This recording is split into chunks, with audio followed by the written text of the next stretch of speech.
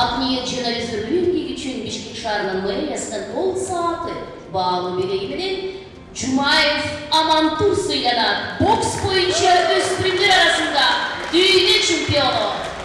Улуттук федерациянын атынан Амантур Жумаевга 100 000 сом.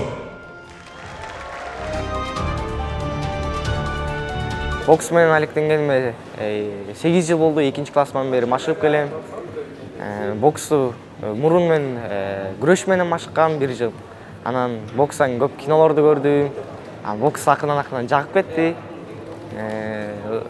Ошол финалга чыгып армия боксчусу менен иштегенде өтө толкундандык.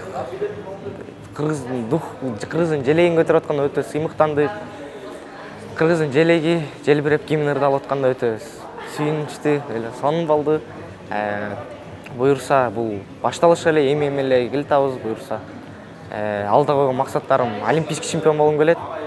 По мужикам чемпион мира болуп, анан профиге өткүм келет. Биринчи бой өзбек боксчусу менен болду. Өзбек боксчусу мировой рейтингде 1-чи орунда турушат.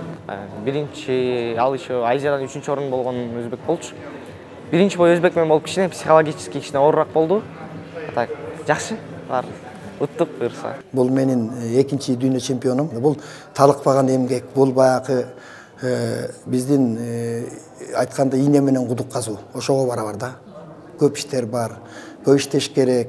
Анын ичине туура иштеп койгон, туура эмес иштеп койгон убакыттар бар. Мына жакында Армения жересинде дүйнө чемпионаты болду. Жаштар арасында 2007-2008 ошол жерде 5 бой менен дүйнө чемпиону. Анын алдында 1 ай мурун, буквально 1 ай мурун ушул Астанада Азия чемпионаты болгон. Анда 4 бой менен ушул жигитибиз Азия чемпиону болду. Кыска 1,5 айдын ичинде.